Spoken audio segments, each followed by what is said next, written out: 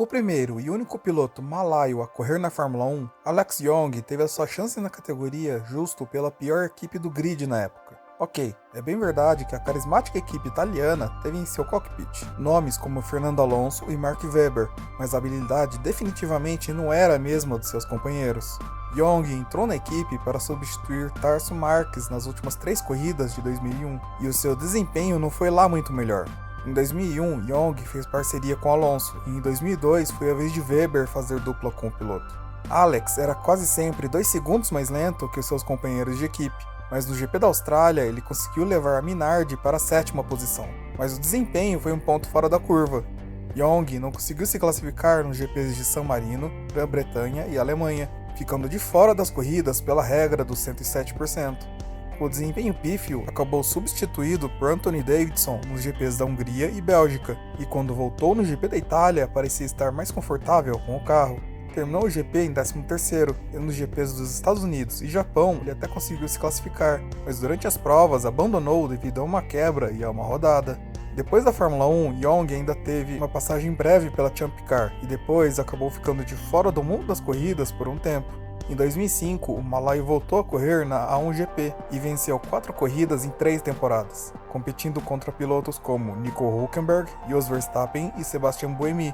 Young ainda corre em categorias de GT asiáticas e ganhou alguns campeonatos. Além dessas categorias, Alex correu nas 24 horas de Le Mans e na Audi R8 LMS Cup.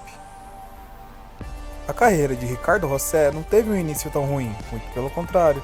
Em 1995, ele foi vice-campeão em seu ano de estreia na Fórmula 3000, que na época era uma categoria de entrada para a Fórmula 1. Os resultados lhe garantiram uma vaga na Footwork no ano seguinte, fazendo dupla com Jos Verstappen, que o superou em todas as corridas. A diferença de tempo entre eles costumava ser de pelo menos 1 segundo, o que é um resultado ruim, mas se comparado ao restante da lista é até aceitável. No ano seguinte, 1997, a carreira de Rosset parecia que ia dar um salto. O piloto foi contratado para correr pela novíssima Mastercar Lola, uma equipe que contava com patrocínio decente, mas que também recebia pressão para iniciar os trabalhos já naquele ano. O resultado não podia ser outro. A equipe não se classificou no GP da Austrália e não conseguiu prosseguir na temporada. Rosset foi voltar a pilotar na Fórmula 1 somente em 1998, quando a Tyrrell o contratou interessada nos patrocínios. Dentre as oportunidades nas quais conseguiu se classificar, 2 são dignas de lembranças. Durante o Big One, que aconteceu na largada do GP da Bélgica, Rosset estava para trás, enquanto a maior parte do acidente acontecia na frente. Mesmo assim, o brasileiro seguiu em frente e acertou todos os carros a toda velocidade, como se fosse literalmente um míssil. Ainda assim, a situação de Rosset poderia piorar ainda mais. Na classificação do GP de Mônaco, o brasileiro passou reto na Mirabeau e deu ré perigosamente de volta à pista. Depois, na tentativa de completar a volta, acabou rodando de novo na saída da piscina. Ele não bateu e, com o motor ainda ligado, tentou fazer um donut para voltar ao lado certo da pista. Ele não só não conseguiu, como também ficou preso na calçada da lateral. Aquela foi a gota d'água. Os próprios mecânicos tiravam sarro do piloto, e isso durou até o fim do ano, quando o piloto finalmente saiu da Fórmula 1. No final da década de 80 e início de 90, a Fórmula 1 contava com uma quantidade tão grande de equipes e pilotos que foi necessário criar um sistema para escolher quem correria no fim do grid. A pré-qualificação acontecia na manhã de sexta-feira antes dos treinos principais, e servia para filtrar os mais qualificados para disputar os fins de semana do GP com outras equipes. Dentre equipes como La Russe, Eurobrum, Coloni, Onyx, entre outras, apenas 4 pilotos seguiam em frente, enquanto para o resto, o fim de semana de GP acabava antes mesmo de começar. Assim se resume a carreira de Claudio Langes na Fórmula 1. O italiano de 29 anos teve uma passagem medíocre na Fórmula 3000 antes de ingressar na equipe Eurobrum em 1990.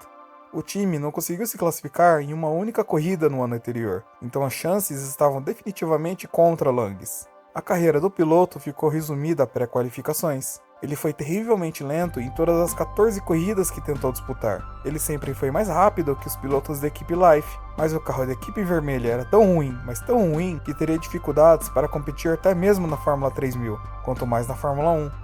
Ignorando a Life e a equipe Coloni, que na época usavam um pesadíssimo motor Subaru, Langes foi sempre o piloto mais lento nas pré-qualificações, por uma margem bem grande.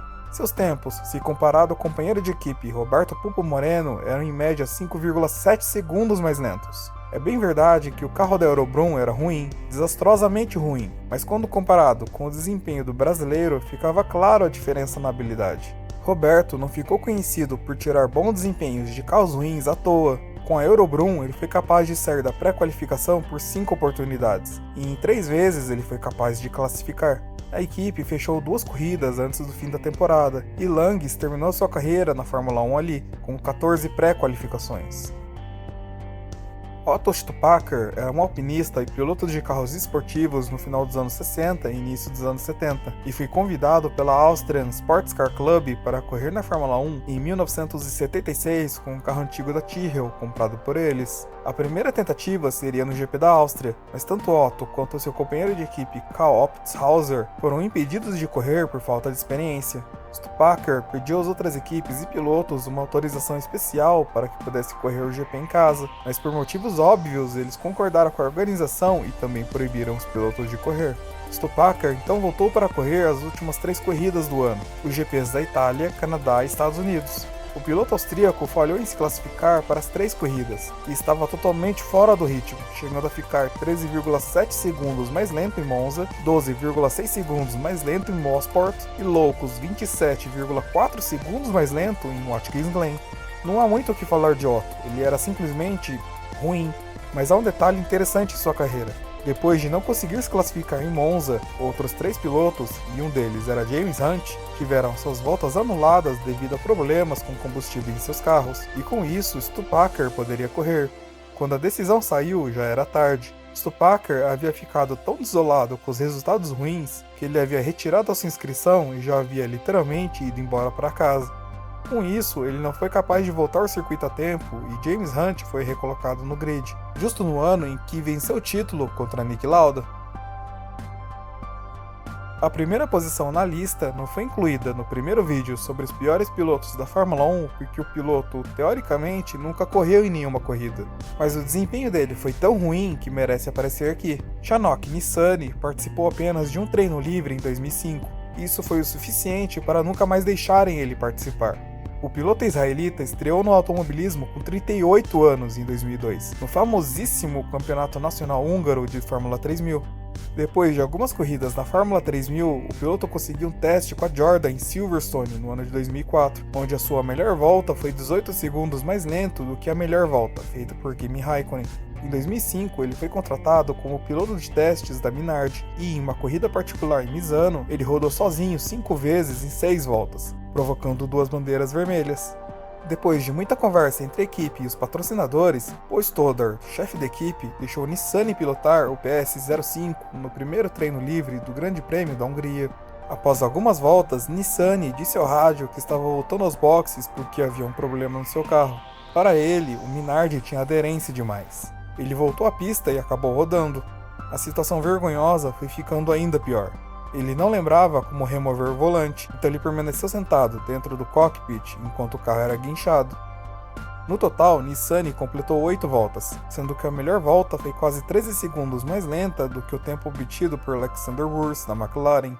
Depois do episódio, o piloto ainda fez alguns testes com a equipe, todos privados. Ele ainda correria no Campeonato Nacional Húngaro de Fórmula 2000, no qual ele foi campeão 5 vezes. O nome de Nissany ecoa na Fórmula 1 até hoje, já que o seu filho, Roy Nissany, é atualmente um dos pilotos de desenvolvimento da equipe Williams. Se você gostou do vídeo, dê o like, ele é muito importante. Se você não é inscrito e quer conhecer mais sobre Fórmula 1, inscreva-se no canal. Dúvidas, sugestões ou críticas são sempre bem-vindas, deixe aqui nos comentários. Até a próxima!